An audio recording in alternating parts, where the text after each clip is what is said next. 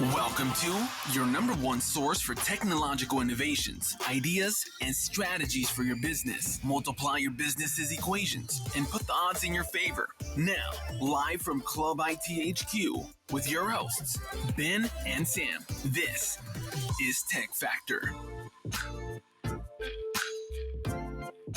Alrighty, welcome everyone. I'm Ben. And I'm Sam. And this is The Tech Factor. All right, welcome everyone to a new season 2, episode 1 of The Tech Factor.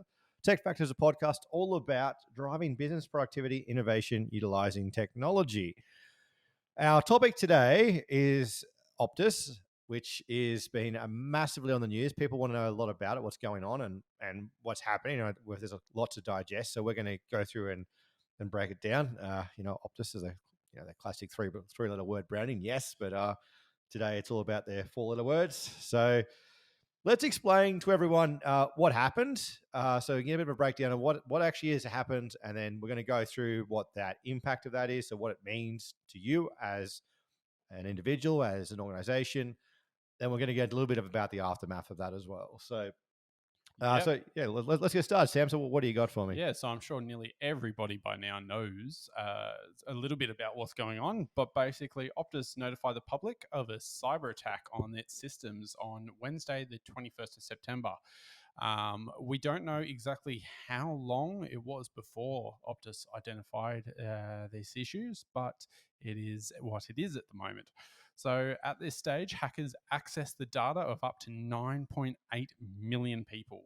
This includes names, addresses, phone numbers, email addresses, with some people even having driver's license numbers and passport numbers leaked. The exact number of people who have had their data stolen actually isn't known fully yet. Yeah, so basically with this data breach, essentially what happened was they utilized an unauthenticated API that was somehow available in the public domain. That it shouldn't happen in the first place. To explain really simply what an API is basically an interface that we use for different systems to talk to each other.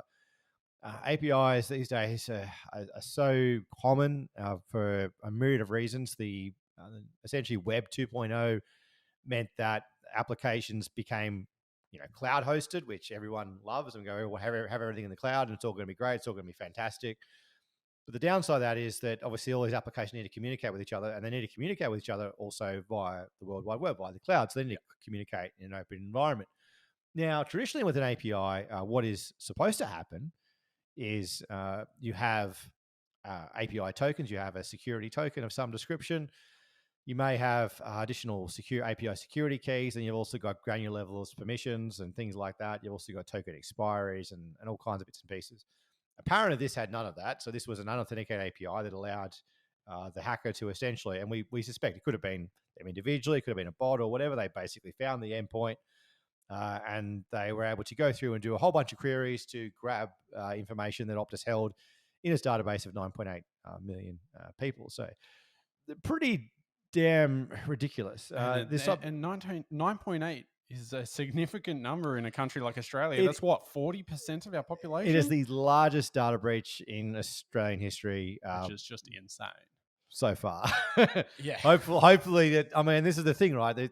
Clearly the government doesn't want this type of thing to happen again, and we'll get to that shortly. But I guess what that means is, as again, so Sam and I, we've been able to go through, there is actually a way to test to see what information Optus has held on you and how that API would present that information to hackers. But essentially that's what's happened. Look, we don't really know. Again, Optus has given us a timeline via the media releases and whatnot, but this may have been going on for some time.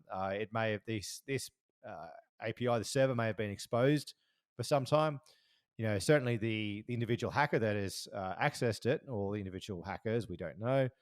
As we expect an individual hacker that's accessed it, maybe there was someone else that was aware of it before them as well, just didn't actually say anything about it. Yeah, exactly. But this is a massive, it's a really basic thing in terms of cybersecurity. And for Optus at this scale to leave something like this open, again, it's not so much even just the damage it's going to do Optus, but it's the damage it's going to do at government level. It's also the damage it's going to do across, there's a collateral across all organizations. The banks in particular are very, very angry and upset about this. Yeah, it's going to cost a lot of people a lot of money. Because the ABA has gone through and put something out. I mean, obviously the ABA being very good at lobbyists, they're going through and asking the government to make change to legislation already so that they get notified as soon as these types of things happen as well. But I mean, that's not really that's honestly that's the starting point.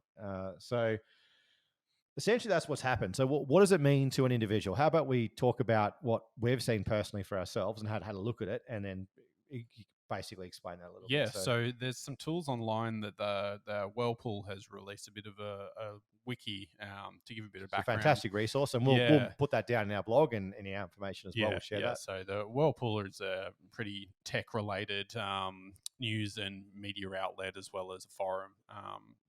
So it's very well known in the tech community, and they've got a very good resource out there, which we will share. Basically, what they've given is some instructions on how to basically log in to your Optus account and then be able to access the API as such to pull out any data that would have been under your name. So both myself and Ben have done this today. And we have found it's a very simple process. You literally you can once you log into your Optus account again. So the way an API works, it creates an access token that should have an expiry. I hope it has. I hope they have expiry. I'm pretty sure they would. And then that allows you then, if you can do the same queries as what the API did, it'll return the data. So we did that, right, Sam? So give us an example of what. I mean, don't give us your personal information over the podcast. Well, I'm sure you can find it now. Doesn't matter anyway. You can just always look it up. But for me personally, it released my first and last name, not my middle name, but my email address was leaked, which my middle name is part of my email address. So that is a bit redundant for me. It also has given my current mobile number, my current date of birth, obviously my date of birth, my current postal address, as well as my driver's license number and state of which it state of issue. Yeah, state of issue for it. Yeah, and so I mean, looking at what I've got here, the data that's presented for me, it has my date of birth. It's got email address. It's formatted name. It doesn't include my middle name, which is beneficial.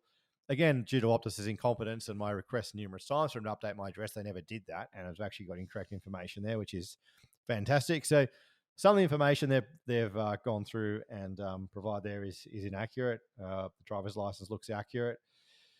So yeah, it's not good news. And as I said, this information, again, in terms of what this is, so again, the fact of the matter is that obviously this can be utilized for a variety of purposes.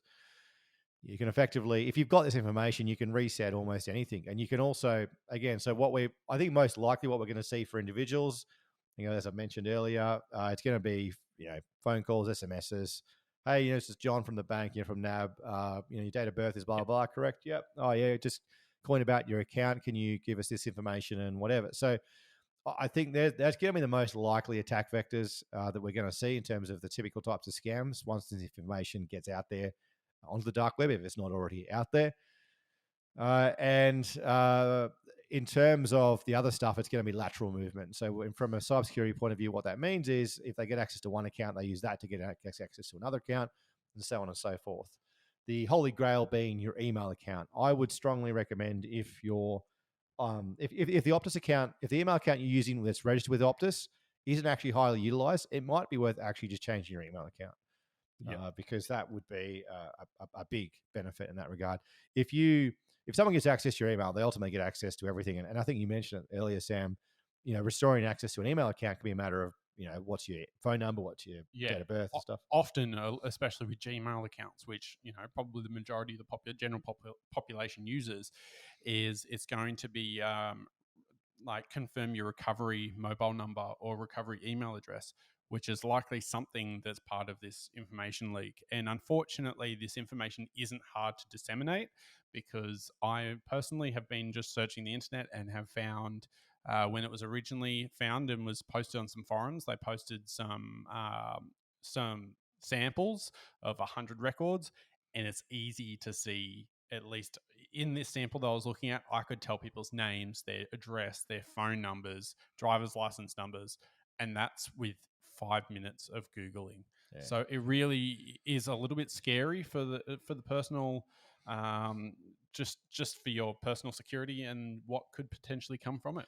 And that was one, and we'll get to the aftermath shortly in terms of what it might mean for people individually. But certainly, in terms of the individual, as I said, you should anticipate that if you've got that information with Optus, it's probably been exposed or it will be exposed at some point. So, as I said, what you can do about that is, well, again, make sure, well, if you don't have multi-factor on your email, you're insane. You need to get multi-factor on your email yesterday. But you should have multi-factor on pretty much anything of any significance. Yep. That will help. But again, if people have this level of private information, they can utilize that information to then get access to your accounts or reset accounts potentially. So it's important to make sure that, again, with the account information, to make sure, again, if you can change the email address, if you know, it'd be worthwhile doing. I think in terms of the, again, certainly, I mean, resetting passwords isn't going to do too much, but certainly making sure you get multi-factor, and just making sure that if they're, again, your email is going to be the golden keys. If you can lock that down, I think that's absolutely critical.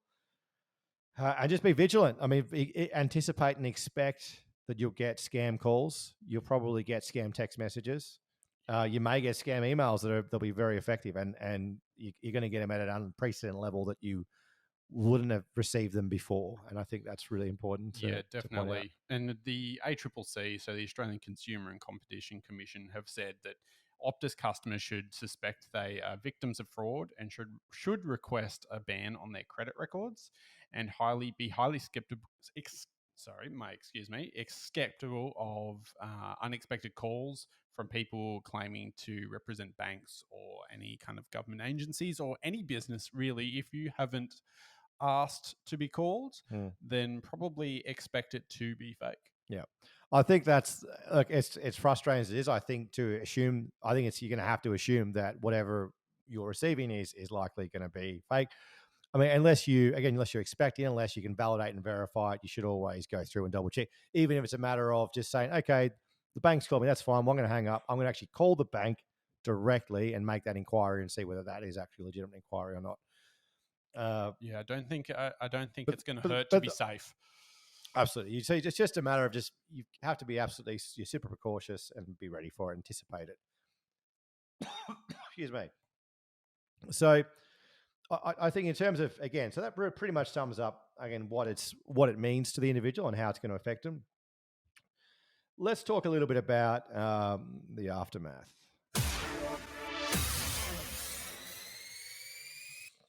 So basically, do you want to explain some of the things that we've seen to date, Sam? So far, there was some Parliament meetings and stuff on Monday. So that would be yesterday if you are listening to us up to date. The government has committed hundreds of public servants from several agencies to the aftermath of the Optus hack and data breach, with law enforcement effort codenamed Operation Hurricane, and we expect Operation Hurricane to continue for some years. So basically, they're saying very substantial support has been given by the Australian government, and that they're going to be just basically focusing on what's happened, what can we do to help, and what can we do in the future to not have this happen. And unfortunately, I think it's going to cost the taxpayer a lot of money. Yeah, to some extent, the horse has already bolted on that. But I think with Operation Hurricane, to what they're referring to, it's going to be obviously a response. We're talking hundreds of obviously government bureaucrats, it'll be millions of dollars by the time we've all gone through this process. It will be hundreds of millions of dollars. Yes. Because it's not, and again, what people need to understand as well is it's not just what the federal government, the taxpayers, are going to be spending. It's going to be the cost to the banks. It's going to be the cost to pretty much every major organization across the country. And ultimately, it's going to be the cost and what legislation changes are inevitably going to occur as a result of this. The thing of it is that this information that's now ultimately will be available can be utilized in a myriad of different ways to access further information and potentially for financial gain for a range or for malicious reasons. The other thing we also mentioned, Sam, in terms of the aftermath, he also mentioned if you've got ABOs and things like that, I think you mentioned something about that. Yeah, so there's a lot of information on government websites, and it's all linked through this wiki that we will make sure everyone has access to on our blog after the show. And basically, it has some really real world effects to say someone who has now has information online of them, and they might be under witness protection, or might have AVOs against them, or there might be some reason why their information should not be available to the public. So these people might actually be at serious risk themselves and their families to potential harm. And Service New South Wales has basically come out and said in their posts online that if you feel you're in this genre, you should probably ring 000 immediately, explain your situation, and see what can be done. And it might be whether, if you're in witness protection, it might be a matter of moving you, or other steps that the police can take.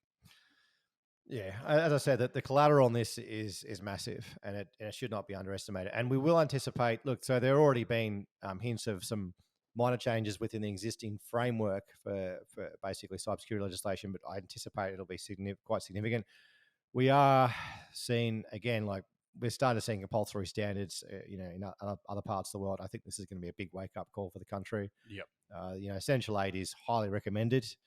The Essential Aid Cybersecurity Framework is highly recommended for organisations, but I think quite clearly it'll become a mandatory thing.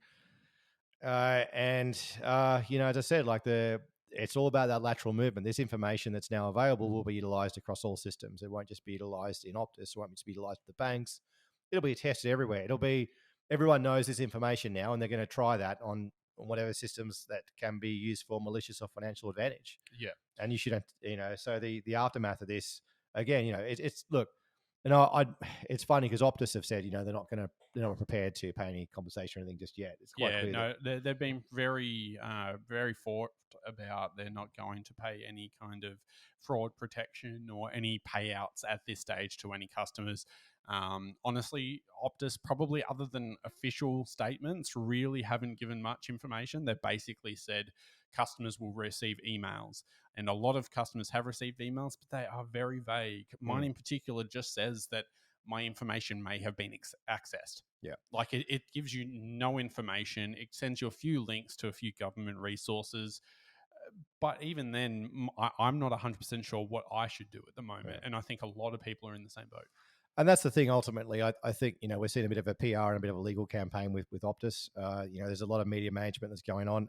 I'm quite surprised at how nicely they've actually been treated in the media. I don't think people the media are either too ignorant to understand the full effects of what this will occur, or whether, again, they're playing ball with everyone, just, playing besties amongst, sponsors and deals and things like that. This wasn't some genius spending years of coding and stuff to crack some top secret database that's hidden behind firewalls. No, this was a simple mistake that left a database, it left an API open to the internet with no security, and it was likely discovered by a bot and probably took 10 to 15 minutes to access. And it may well be lucky that it was exposed by someone maybe with slightly less malicious intent, or maybe that, when we heard about the ransom, it was like 1.something million or $1.5 million $1.5 million US dollars. Like, that's nothing to compare. Like, normally, so credentials on the dark web will typically go for a couple of bucks a credential. What they do is they'll,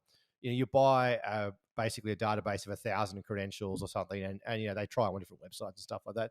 This information could go for easily, 10, 50 times that amount, easy, no dramas, given the extent of it. Because it's not a small breach either. It's not something that, a bank can quite easily just close the accounts, or, a small business can just notify its customers to change, passwords or update their information. This is a massive, massive breach with very large, complicated data that has been leaked out into the internet. And even just something of changing the driver's license numbers of 9 million people isn't a small feat, and it would be something that it's probably the state governments probably don't even have the resources to do that. They wouldn't have the resources for it. They wouldn't have the budget for it. They're all freaking out. Same thing with the passports. I think we talked about that, where they're like, well, you don't really need to change your passport, but I mean, as we've got these other things in place and blah, blah, blah. They're all kind of saying, well, please, we can't afford to do all that. We don't really want to do all that. And that's basically what it's coming down to. And I think especially with what the passport office is probably worried about at the moment is I've recently seen that passports are delayed up to 6 months at the moment if you get one, because everyone wants to travel overseas now that we can. So, can you imagine that plus millions of other people wanting new passports? It'd just be such a huge strain. It's a massive undertaking. And, the budgets, like you said, the staffing, the procedures, none of it's there because we've never had to deal with it before. Yeah. And so ultimately that's what we're going to see is that when the government will ultimately, because the one thing that we're a little bit skeptical and everything, but ultimately if it affects the government's financial position quite significantly, they'll make significant changes. Same thing with the banks. Obviously the banks also own insurance companies and other bits and pieces. So they're going to be advocating, lobbying groups. The ABA will be advocating for significant changes. The banks aren't necessarily the good guys in this either, but because they're also being pretty slack on cybersecurity over the years as well. There've been plenty of instances where the banks have made mistakes. Also. Exactly right, and it just comes to it's going to cost a lot of people a lot of money at the end of the day. Like, it's going to be governmental, it's going to be banks, it's going to be personal, it's going to be insurance companies, it's going to be a bit of everything. So ultimately, that's what we're going to see. We're going to see more legislation. We're going to see a lot of collateral, and I think as an individual, you need to make sure that you are right on top of these bits and pieces. You need to remain skeptical. You'll be conscious and aware of what information has been exposed. We're going to share those links on our website, so you can have a look and you can easily disseminate what information has been potentially exposed. And again, make sure you lock down your emails. If you can put multi-factor on things, put multi-factor on them, and just be conscious of the fact that you probably will see SMS and phone scams, I think, is the primary attack vector. Yeah, and I don't think we can stress enough to basically anyone that has been or is a customer of Optus, whether you're personal or business. I think also Optus personal broadband accounts have also been affected in this. So we can't stress enough that go through these resources, have a look at the stuff that we share on our website, do your own research, contact Service New South Wales or wherever you are in the country, your state road services.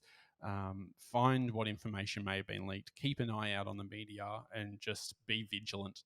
I think that's the ultimate takeaway. But look, again, we haven't had the last of this, and I think we'll still hear some more to come. Ultimately, over the next coming months and the coming years, again, the collateral for this is massive.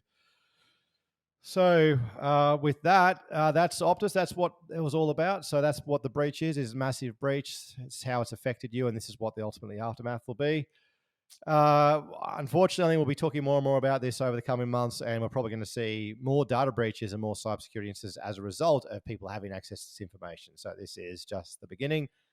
That is a very lighthearted start. It's a season 2 episode. It's a great start to season 2, wasn't it, Ben? It's fantastic. So, let's wrap it up. I'm Ben. And I'm Sam. And we'll see you guys next time. Cheers.